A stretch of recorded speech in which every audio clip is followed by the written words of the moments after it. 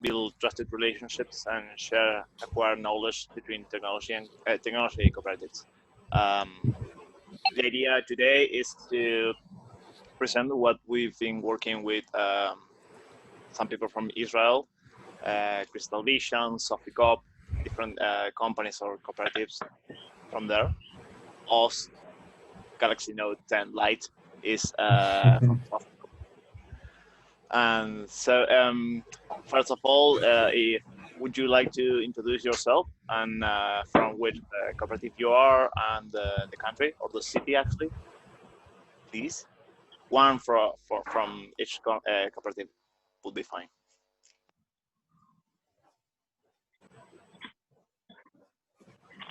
Come on, you can start. Okay, Nicolás from Fiqus. Good. Fiqus is in City of Buenos Aires and Patagonia, and now also in Mar del Plata.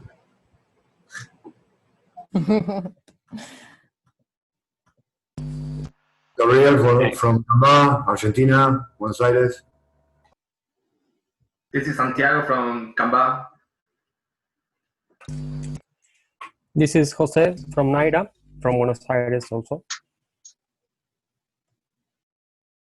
I am Ramiro from Bandix, from Buenos Aires too. I'm also from Sophie. We are centered in Jerusalem, but have people from around the country. And I'm also volunteering in CrystalVision in Tamar, which is a small kibbutz in the south Israel.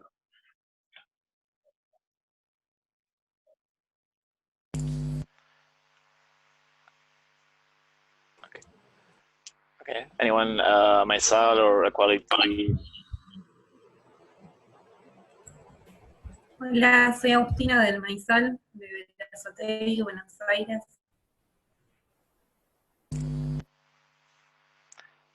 Good. Ernesto, sí. Nazca. Okay. Nazca, can you hear us? Not really. Okay, I'll start. The time is running. Well, first of all, thank you all to be here. Some of the guys in Fiqus, actually Nico and Hernan, contact people from Sophicop. Us is from Sophicop. They are a cooperative in Jerusalem, Israel, which provides tailor-made solutions for municipalities, startups, well-established companies, entrepreneurs, and NGOs. Us, Galaxy Note, actually, is one of the guys from Sophicop who is working or is an internship in CrystalVision. Please correct me if I'm saying something wrong. It's a volunteering, not internship, just since they have a culture of volunteering in the kibbutz, and they had an opening for working in CrystalVision, which develops software. So I decided to join them. Good. We'll send all the links from the different companies or cooperative we are talking about. Well, CrystalVision is a Dutch company, as Os said, in Kibbutz Samar, specializing in control systems and automation solutions for research, agriculture, and industrial needs. Yes, Bel or Lucas Galgo, could you please share your screen or the presentation so they can see all the links? It's not so useful now, but it will be. Thank you. So, CrystalVision was established as an agricultural cooperative association in 2011 by Kibbutz Samar, founded in 1976, on the basis of a cooperative lifestyle which has been preserved to this date. Kibbutz Samar is in the Araba Valley in the far south of Israel. And as you may know or not, kibbutz work as cooperatives. You can see high standard of cooperation among its member, which also offers an unusual degree of autonomy for each individual. Back to CrystalVision, sorry.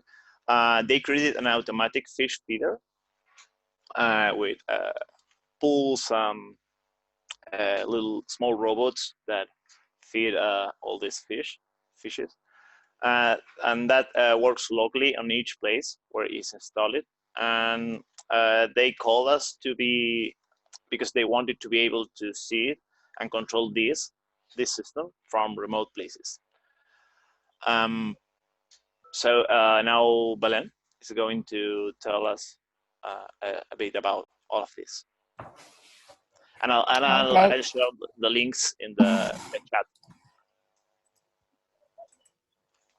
Please go ahead. Well, the product that has CrystalVision, well, they have a lot of products, but the one they wanted to work with us is the automatic fish feeder, which is like a robot which goes over many pools with fish, and you can automate it in order for the robot to feed the fish, and you can set the amount of food and the intervals. I will send you a link with more information. If you go to the pictures, you can see the current UI of the software they have. It's well, there are pools, and they are connected to the PLC, and it saves information in the database. And okay.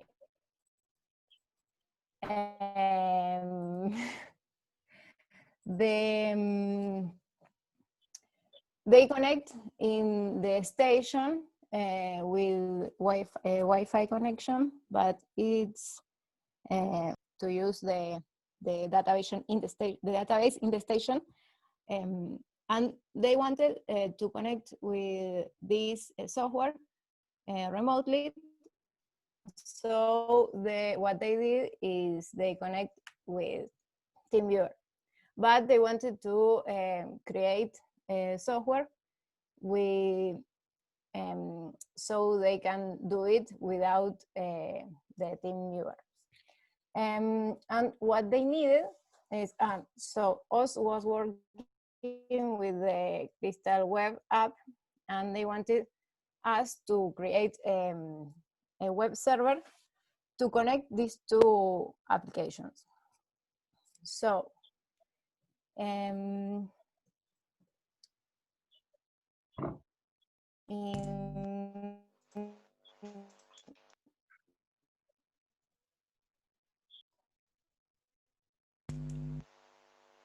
I don't know if Boss wants to use. Well, I Okay, think that so, well, the main problem was that the connection is not stable, so we would need to, yes. Would you like to continue with the next page? Sorry, I can hear you well, but I think that you are talking to me, yeah, right? Yeah. Yeah, please go to the next page. Are you talking to me? Okay. Sorry. Yes. Well, what we did is a product discovery that we, well, we created a document, and we interact with the CrystalVision team to identify the objectives and the actions to understand better what they needed, And then we created a timeline with different tasks we were going to do, and we separated it in different sprints. And what we did is the first sprint, that was a basic connection for the two systems to interact. For that, we created a set of use cases, and well, to understand which were the connections that we needed to create, and then we developed it, we tested and created the documentation, and then we deployed it. And well, for the technical part, it's going to continue Lucas. Okay, thanks, Bel. So, well, like Belen said, we had to build a web server in the middle of the Crystal web application and the Crystal OPC station. And the main goal of this web server is to serve two main operations to the Crystal web application. In one side, for get information from Crystal OPC, for example, get information about the robots, about the pools, about the PLCs, and the other operation is modify data in the Crystal OPC station. For example, modify the amount of food or the intervals of the robots or whatever. So the idea that we had for this web server is for the operation of read information from Crystal OPC, we expose an API to the Crystal web application where they can make gets to read information. And that information we are reading from this database in an Amazon instance. We are not reading from the local database in the Crystal OPC station. And these two databases are replicated using PostgreSQL. So, well, we have the same information that Crystal OPC has locally. So if we receive any get from Crystal web application, we are reading the data from this database. And the other main operation is, like I said, send modifications to Crystal OPC. So for that purpose, we couldn't use an API because this station is a desktop application and they can't expose any API. So the idea was create a WebSocket communication. The WebSocket communication is a bidirectional protocol.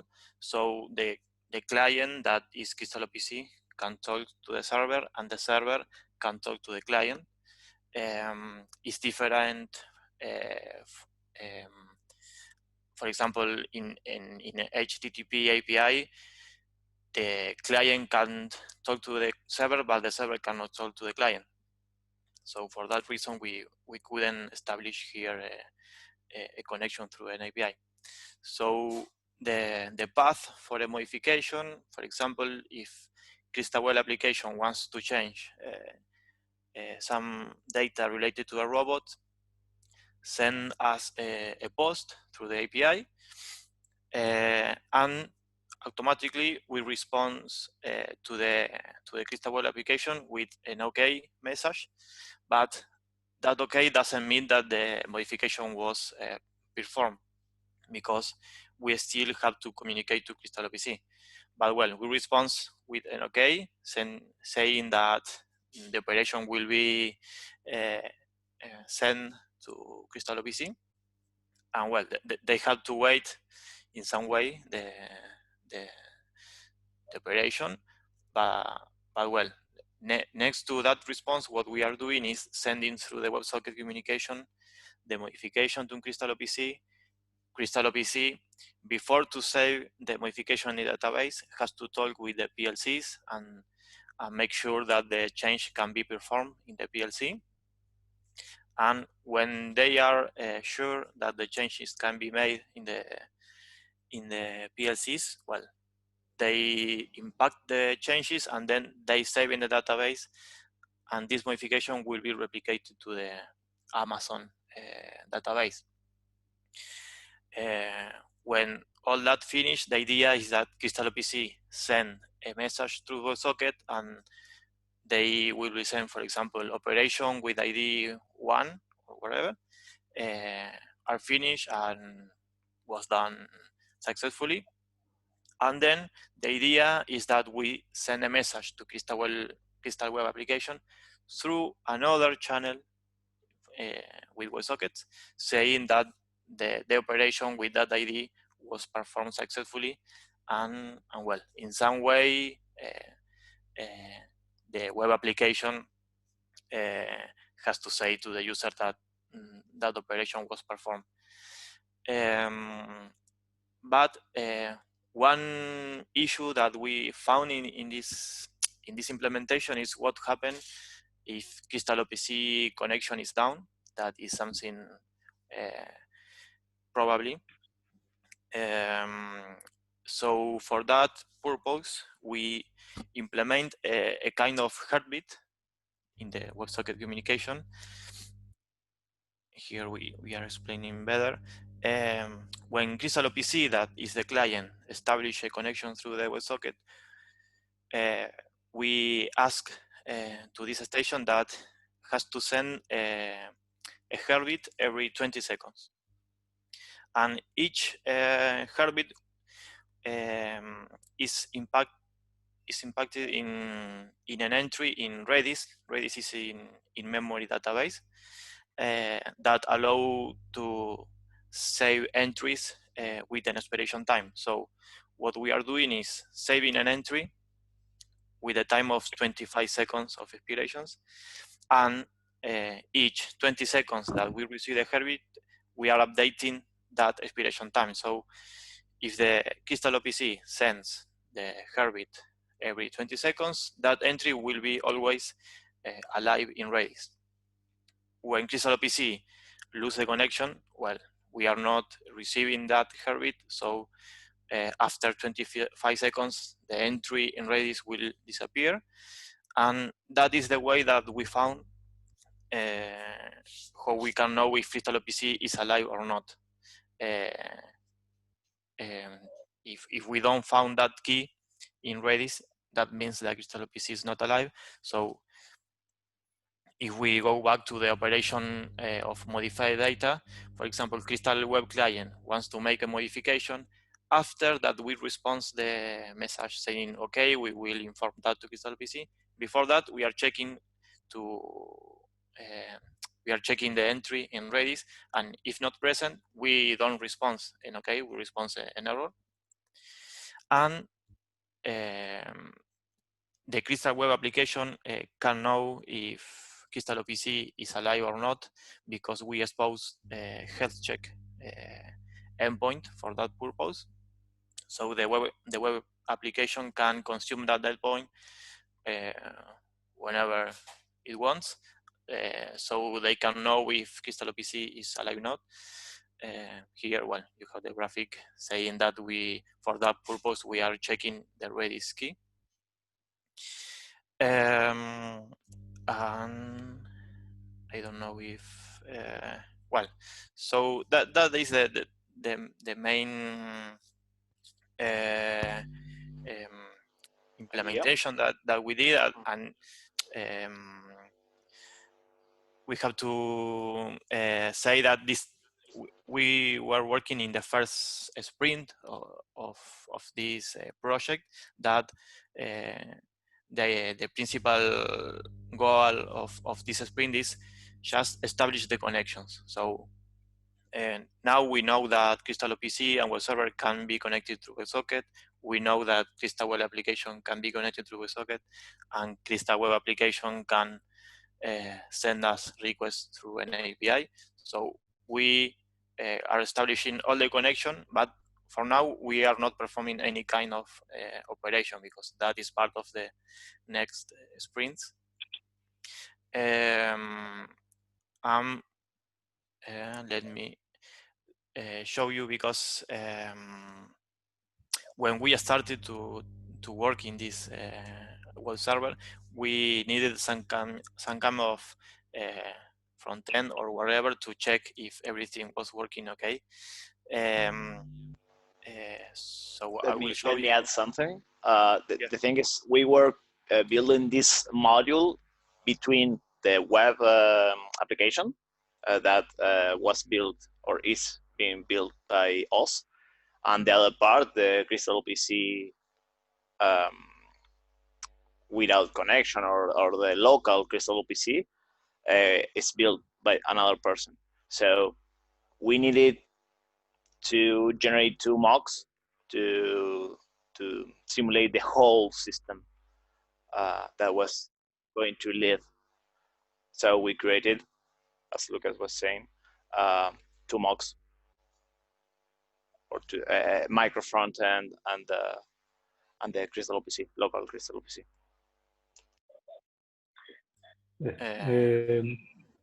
If you did you connect to the mock client right now? Because I think maybe if you can first see the link that I sent, because I think if you connect to the mock client, then the connection to the hacky connection that I made to the real system will get disrupted.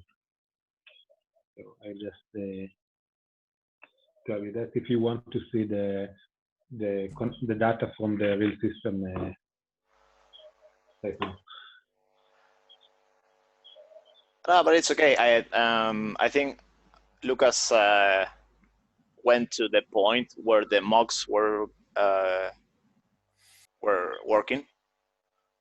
So don't worry about the changes you've been made. Mm-hmm. Been making. Yeah. I will use a local server. I won't use the Amazon instance for this show and tell. Mm-hmm. So it's okay. In my local is working, no problem. But before show that, I will show you which technologies we use for this. Well, Django channels is well. First of all, the web server is a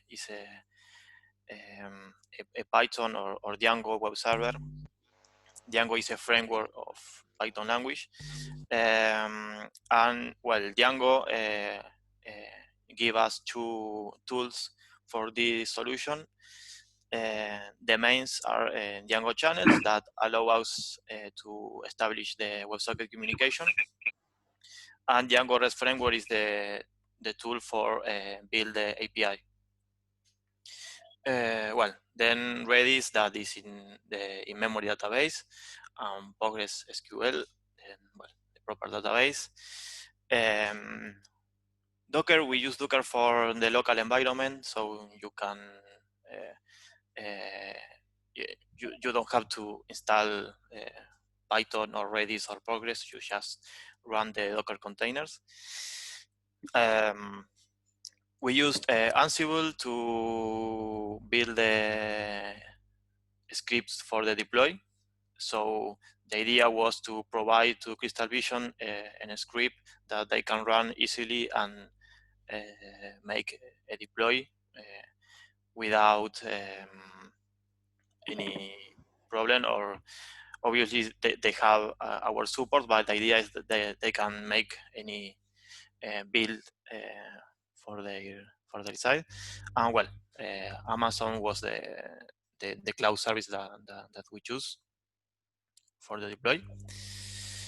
Well, so now I will show you that basic front end that we will for check everything that we were working. here you can see at the top left is like a monitor of the status of CrystalOPC station. Remember that CrystalOPC is the local application, the desktop application that they have in the well, places. in the, where the fish feeder are. Exactly. And yeah, as they told us, they are in some places that the connection is really bad. So who knows what can happen there? mm-hmm. Exactly. So well, this part is representing the current status of CrystalOPC. That, as we can see here, this icon represents that CrystalOPC for now is not connected. Here at the bottom of that, we are showing a console of CrystalOPC. At the bottom of all this is the console of the web server. Here at the right, we are seeing a console of the web client, the application that is building us. And well, on the top right, we can see the operations that we can perform or that we can test from this basic front end. For example, this is the health check. That if I press this button, here at the bottom we see that we receive the get of the health check, and we respond with a message that is saying that is disconnected, the CrystalOPC. And well, here we can send any kind of data to simulate the modification, and we will see that after. I will start the mock. Sorry. This is the same that will happen when CrystalOPC establish a connection through the WebSocket. They establish the connection. They had to sign a token for the connection. We are making a validation there. And well, here in the basic front end, we start to see that now CrystalOPC is alive with this icon, and we start to see these icons represents each heartbeat that we are receiving from CrystalOPC. And remember that each heartbeat is updating the expire time of the entry and raise. No? And here you can see too in the Crystal Web Application console that we are saying, well, sorry, we are sending that heartbeat to the Crystal Web Application because maybe they want to receive that heartbeat and implement some kind of I don't know, status icon, light status, or something, like exactly. the service is on or not. Exactly. So if they want to implement that, well, they can use this message, and if they receive this message, that means that CrystalOPC is connected. So now if we perform the health check again, now we see that it's connected. And I don't know if I remember the user. Let me see. Yeah. So well, we have the authentication here too for the modifications endpoint. So for that reason, we put this get token here. And for example, if I put anything here and send this, well, what we can see here is in the CrystalOPC console, we can see that is receiving this testing JSON that, well, for this basic front end is not parsed well. So for that reason, is sending it in this way. This is the console of CrystalOPC, and this means that CrystalOPC receives the message through the WebSocket. We can see it in the console of the mock too, this testing JSON.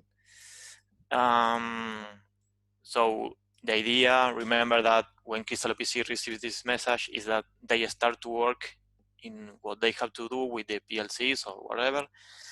And well, here in the web server console, we see that we receive effectively the post. And well, the idea again of this basic front end is check that everything is going to, for example, to Crystal OPC, or the message to Crystal Web are sending to. So with this basic front end, we could check that. Was very cool for us to check everything, to check the heartbeats, to check, for example, if I down the mock, now the health check will send the disconnected status. Now the heartbeat is not received. Now the Crystal OPC status is down.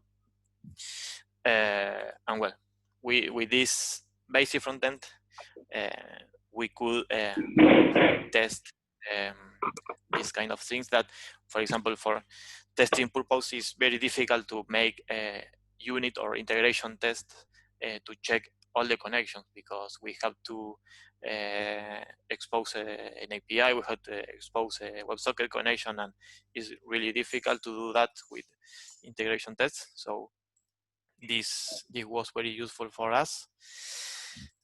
And well, about this part, about the implementation, I don't know if you have any question for us. Feel free to make questions. Or any comments. Yeah, also, comments. As part of all of this. Actually, yeah. we shouldn't forget that also it's part of Sophie Coop, another cooperative. And to be honest, it wasn't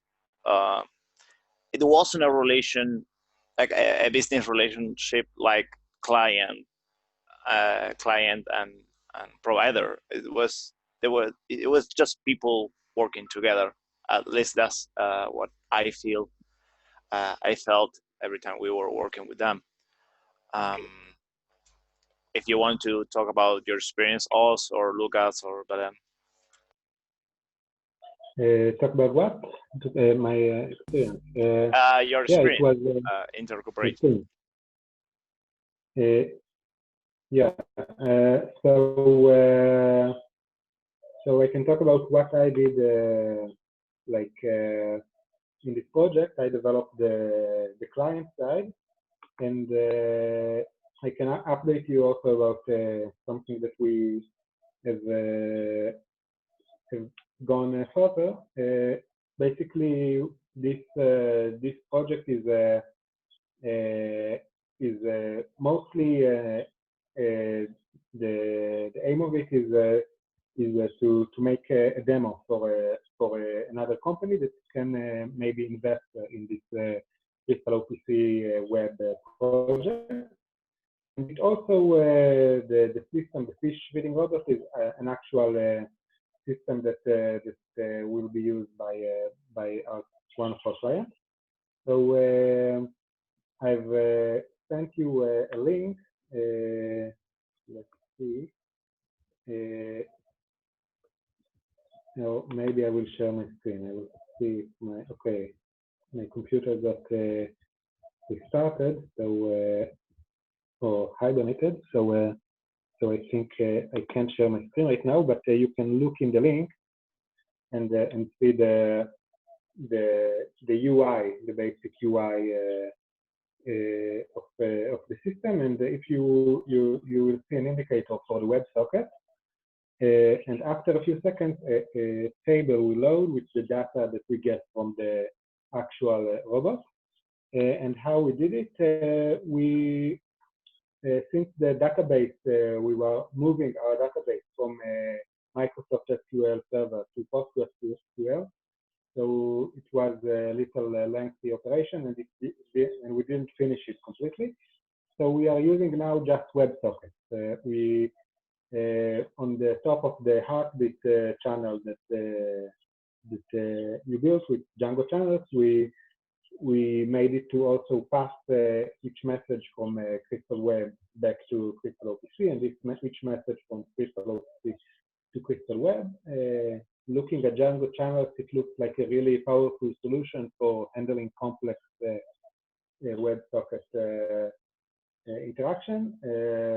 But I'm just starting to get into WebSocket, so I just did the simplest thing I could find out. And so basically, we are if you open the web page and look in the developer tools, on the network section, you can actually see all the messages that are being passed. And I basically give a command to Crystal OPC, get tag value, and it sends me back the tag value. And what's nice is that it's really immediate. Like it's just a matter of a second or less to get like many tags and their values and update them. So this is about the WebSocket connection. And I also explored with new things when making the content. So I made it in Clojure, which is compiled to JavaScript language, and it also compiles to Java and also actually to other languages like Python or Erlang. But this is more beta implementation. And what's nice is that it's based on lists. So the syntax is really simple and powerful, and it deals with immutability and it allows concurrency to be done in an easier way. So this is and it has a web framework called Reframe, which is based on React. It's a wrapper around React that also deals with functional reactive programming. So it's similar to Redux. In a way, it has like one-way data flow and one source of truth for the application. So these are a few buzzwords about the content. Okay, so another weird thing I did was writing it in the literate programming style.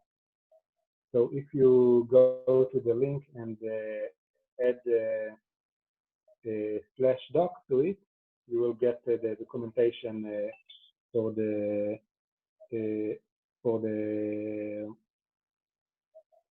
client in a nice format that and also most of the code, and not update to the latest version, but still. So if you want to have a look at a literate programming style, you can get a look over there. And if you have a question about it, you can ask me. So that's about the client. And in the next week, we want to actually show a demo of this UI that is connected to the feeding robot, and we'll maybe try to implement also writing a tag, because reading is really easy because you just ask for the value and get it, but writing is a little more complex because you don't want to break anything when you're working with and living industrial systems. Okay, about working with Fiqus, it was really nice because you do feel like you have friends in your team, and you can really be open and trust them, and so yeah, and I think so. This is a big advantage of cooperatives working together, and I think it's important to have good communication and to be able to do it. And yeah, if you have any other question or something to say, the mic is yours.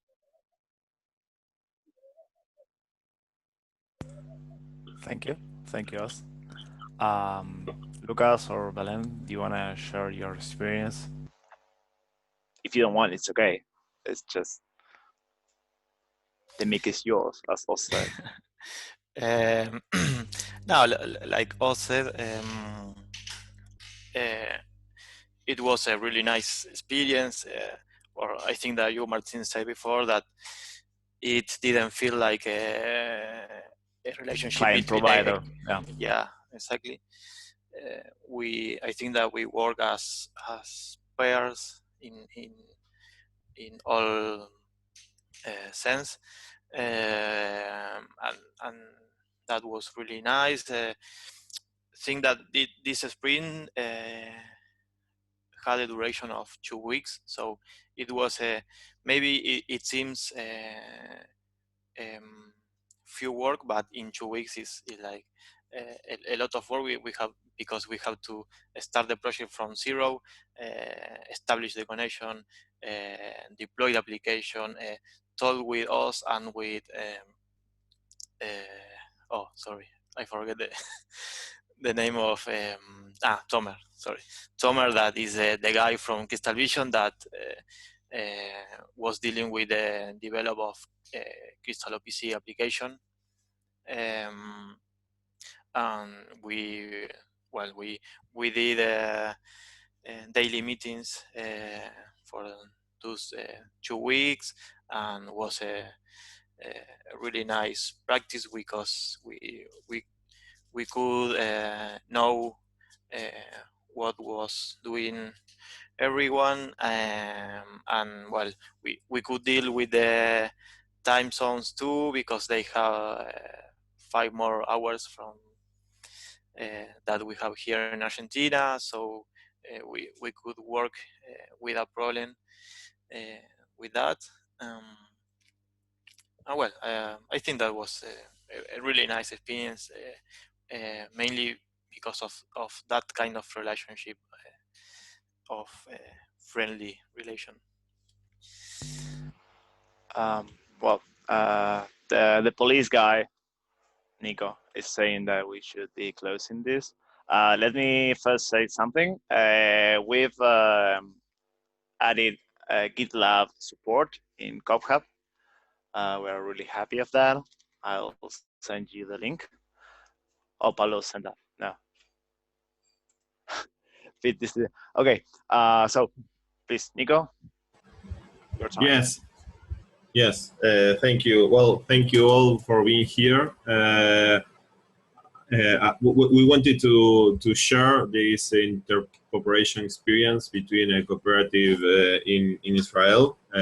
Now, I think also you are in Israel. You are in the Samar Desert, right? Now, or you are not in? Are you in the kibbutz? I'm in Samar, yes. Yeah, you're in Samar. I can't leave Samar because. Yes, because of the quarantine. Yeah. Yeah, so well, we thought it was like incredible, like working from here, from Argentina, with a cooperative that is in the Samar Desert. So we wanted to share this experience to show what intercooperation could do. Like we were working together as if we were like friends, you know, working in a project. So it was a really nice experience. We want to keep doing this, so we invite you to try intercooperation with our cooperatives and to share it here in the show and tells in order to reproduce this experience and to encourage other cooperatives to try intercooperation with other cooperatives. So that's the main goal of this, you know. It's like showing this experience is just like an excuse, you know, to encourage other cooperatives to replicate this experience. So what we were talking about is that well, we now are all isolated in our houses. We have this coronavirus happening in all over the world.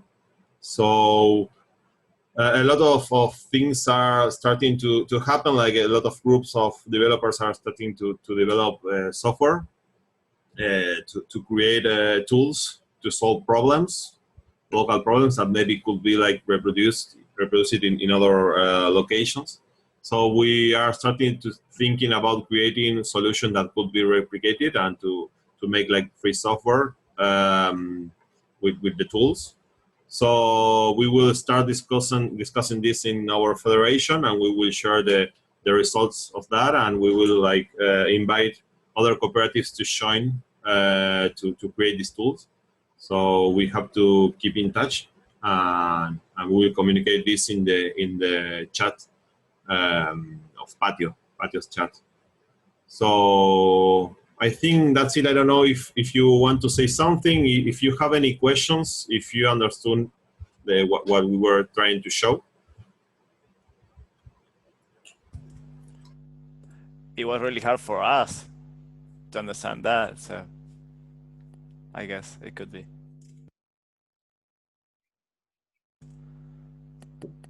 Was this a question to me or someone else? No, if anyone has any question or comment to make. No? So far, so good. Was amazing. Thank you. Thank you, Abby. So, well, the last thing we were thinking about is like turning on our cameras and taking a snapshot in order to send this to our social networks. Yes. So if you agree, you can turn on your camera. If not, your name will appear. Hi, Stepan. How are you? You were there. Living a dream. What can you say? Thanks for having us.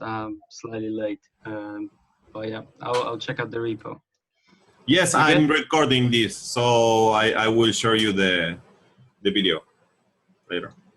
Nice one. Nice to see so many of you, and that's still going and going strong. Good. Oh, we are a lot. Who's taking the snapshot? Nazca. So was there. Hello. So, well, we have cooperatives in Argentina, Bulgaria, United Kingdom, Israel. So we are very happy about this. So very happy. So, well, please someone take a snapshot, or I don't know, and then share it, or keep it.